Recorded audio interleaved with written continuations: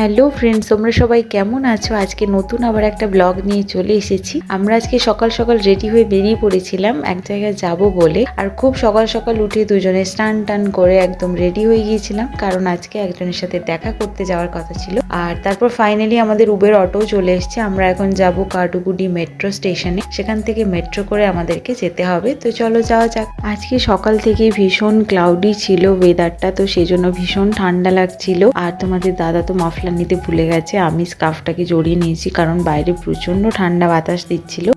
Finally আমরা ticket হাতে নিয়ে নিয়েছি। এরপর চলো উপরে যাওয়া যাক। আর এখানে প্ল্যাটফর্মে বসেছিলাম, ভীষণ ঠান্ডা হাওয়া দিচ্ছিল। তো আজকে একটা খুব ভালো দিন, আমাদের আজকে 11 মাস পূর্ণ হলো।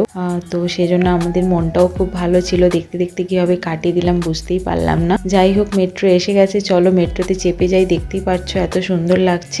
আমরা প্রায় 8:30টার দিকে উঠেছিলাম, তো সেই জন্য একটু ফাঁকা ফাঁকাই ছিল, কারণ এমনিতেই সানডে, অফিসের খুব একটা চাপ ছিল না, তার সাথে এমনিও সকাল সকাল, তো দুটো মিলিয়ে একদমই হালকা ছিল। আমরা বেশ আরাম করে বসে বসে বাইরের দৃশ্য উপভোগ করতে করতে চলে গেলাম।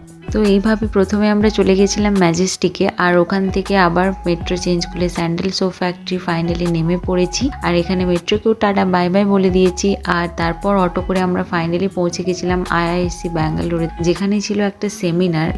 ওর স্যার এসেছিলেন যাদবপুর থেকে, তো ওনার সাথে দেখা করতে আমরা মেনলি গেছিলাম। ওর মুখে স্যারের অনেক নাম শুনেছি, কিন্তু এই প্রথমবার ওনার সাথে আলাপ হলো, ভীষণ ভালো লাগলো। আলাপ হয়ে স্যারের সাথে কথা বলেও ভীষণ ভালো লাগলো। উনি আমাদেরকে পুরো রিসার্চ সেন্টার ঘুরিয়ে দেখাচ্ছিলেন, তো বেশ ভালো লাগলো। অনেকক্ষণ ছিলাম, গল্প হলো।